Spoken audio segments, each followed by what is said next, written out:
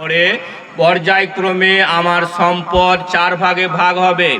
Number 1 কাফন হবে, number 2 ঋণ পরিশোধ হবে, নাম্বার 3 ওসিয়ত পূরণ হবে, নাম্বার 4 ওয়ারিসদের মাঝে বন্টন হতে হবে। আর এই বন্টনে বিলম্ব করা যাবে না, যত তাড়াতাড়ি সম্ভব এই বন্টন করতে হবে এবং যাদেরকে আল্লাহ তাআলা যে অংশ দিয়েছেন সেই অংশকে দিতে হবে। এখানে ওসিয়তের কথা আর একটা উল্লেখ করতে হবে যে ধরে নিন কোনো ব্যক্তির 3টে পুত্র সন্তান আছে, 3জন পুত্র সন্তানের বিয়ে হয়ে গেছে। এমত অবস্থায় বাপ আছে, একজন পুত্র সন্তান মারা গেলেন, ওই মৃত পুত্র সন্তানের স্ত্রী আছে, সন্তানরা আছে।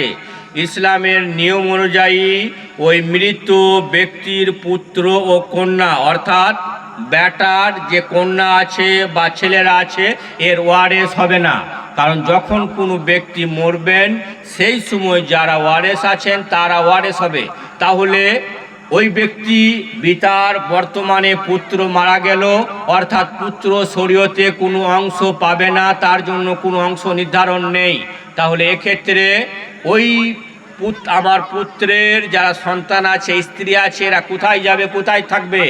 এই জন্য শরীয়তের নির্দেশ আছে ওসিয়ত করার।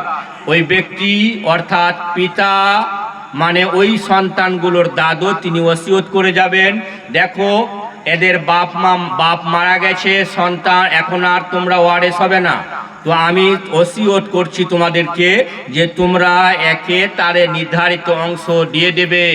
এক্ষেত্রে ওপরে যারা সন্তান আছেন তারা তার অংশ দিতে বাধ্য থাকবেন।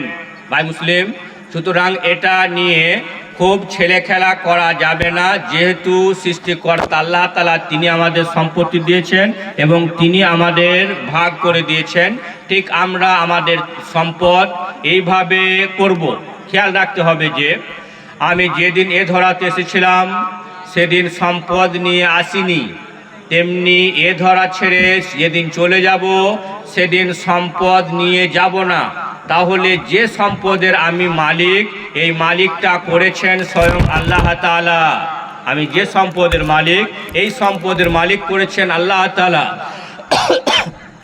এইটা যেন আমি না বলি যে আমি অনেক পরিশ্রম করে মেহনত করে করেছি, বরং আল্লাহ তাআলা আমাকে, আপনি এই কথা বলবেন যে আল্লাহ তাআলা আমাকে এই সম্পদগুলো মেহনত করিয়ে আমাকে দিয়েছেন।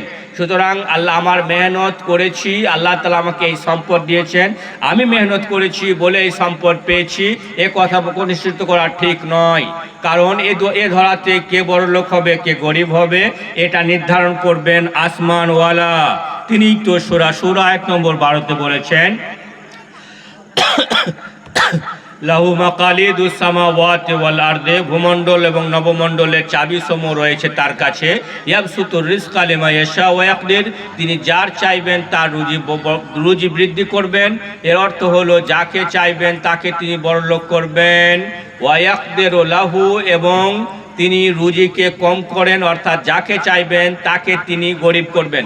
সুতরাং আমরা যারা গরিব, আমরা যারা বড় লোক এই পৃথিবীতে বাস করি, আমরা আমাদের রবের উপরে রাজি। এই জন্য প্রথমেই বলেছি যে ব্যক্তি সকালবেলা এই দোয়াটা পড়লো, আরেকবার রিপিট করছি, রাজিতু বিল্লাহি রব্বান, আল্লাহ আমার প্রভু, এতে আমি সন্তুষ্ট, অবিল ইসলামে দীনান, ইসলাম আমার দিন ধর্ম, এতে আমি খুশি, অবে মোহাম্মদিন নবিয়ান, এবং মোহাম্মদ সাল্লাল্লাহু আলাইহি ওয়াসাল্লাম আমার রসুল, এতে আমি খুশি।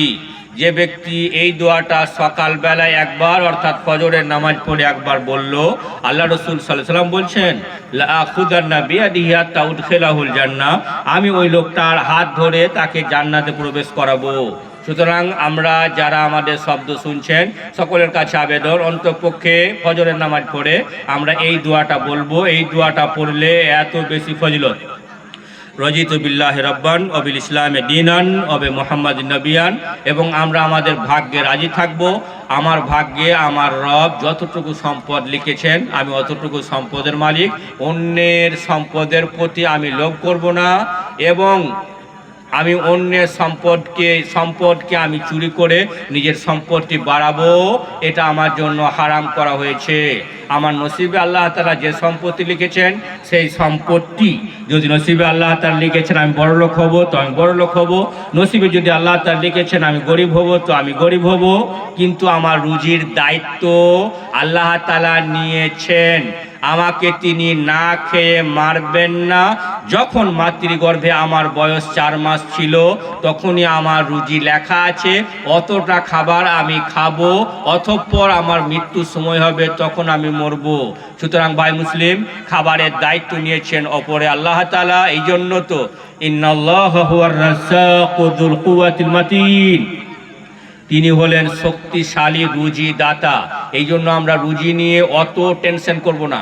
যে কোনো প্রকারে হোক হারাম উপার্জন করে, যে কোনো প্রকারে হোক অন্যের অর্থ চুরি করে, যে কোনো প্রকারে হোক অন্যকে ধোঁকা দিয়ে আমাকে বড়লোক হতেই হবে, 2 নম্বরই পয়সা আমাকে ইনকাম করতেই হবে।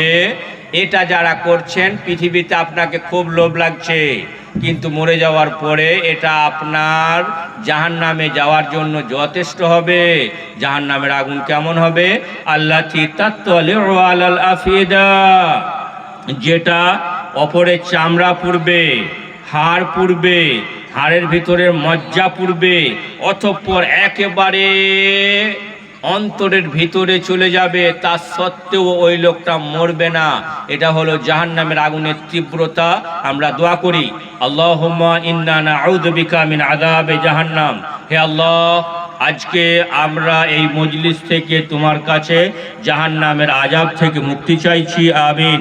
আল্লাহুম্মা ইন্না নাসআলুকা জান্নাতাল ফিরদৌস, হে আল্লাহ আমরা তোমার কাছে জান্নাতুল ফিরদৌস চাইছি, আমিন।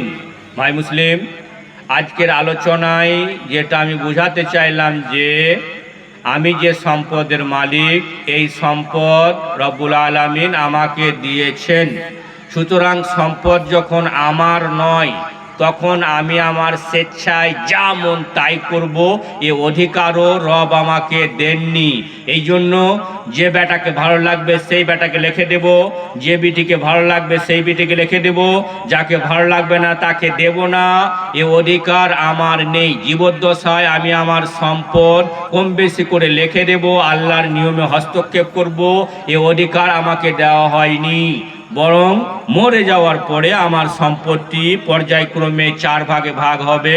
প্রথমে কাফন দাফন, 2 নম্বর ঋণ পরিশোধ, 3 নম্বর ওসিয়ত পূরণ এবং 4 নম্বরে ওয়ারিসদের মাঝে বন্টন।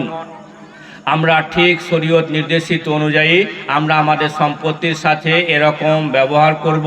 অবশ্যই প্রভুর কাছে প্রার্থনা, প্রভু দয়াময় তুমি আমাদের সকলকেই রবের তোমার নির্দেশিত নিয়ম অনুযায়ী মেনে চলার তৌফিক দিও, আমিন। প্রভু দয়াময়, আমরা যারা আজকে আলোচনা শুনলাম আমাদের সকলকেই এর প্রতি আমল করা তৌফিক দিও, আমিন।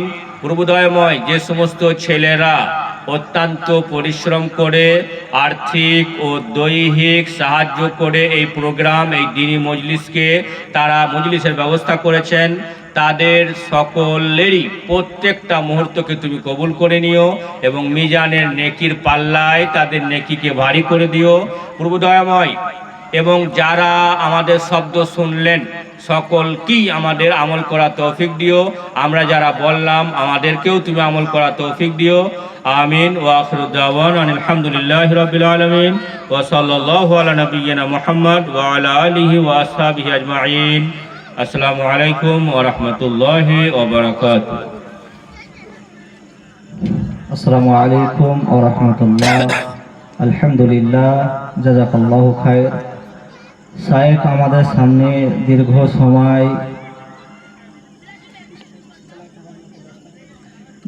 সময় আমাদের সামনে মূল্যবান আলোচনা রাখলেন। আমরা সকলেই শুনলাম যে ওয়ারিস সম্পর্কে একটি মূল্যবান বিষয় যা আমরা কেউ জানি না বা জানার চেষ্টাও করি না। শায়েখ আল্লাহ রহমতে অশেষ করুণায় আল্লাহ রাব্বুল আলামিন ওনাকে দিয়ে আপনাদের সামনে সুন্দর একটি ওয়ারিস সম্পর্কে বক্তব্য দিলেন। আলহামদুলিল্লাহ আমাদেরকে যেন সকলকেই এই ওয়ারেস যে একটি বিষয়, গুরুত্বপূর্ণ একটি বিষয়, আমরা আল্লাহ রাব্বুল আলামিন যেন আমাদেরকে সকলকে বোঝার তৌফিক দান করেন এবং আল্লাহ রাব্বুল আলামিন যেন সবাইকে মানা তৌফিক দান করেন। শাইখের জন্য দোয়া, শাইখকে যেন আল্লাহ রাব্বুল আলামিন দীর্ঘজীবী করেন, এরকমভাবে মানুষকে বোঝা তৌফিক দান করেন, আমিন। আর একটি কথা সকল শ্রোতাদের উদ্দেশ্যে, যে আপনারা কেউ চলে যাবেন না, 10টা পর্যন্ত আলহামদুলিল্লাহ এই সভা চালু থাকবে।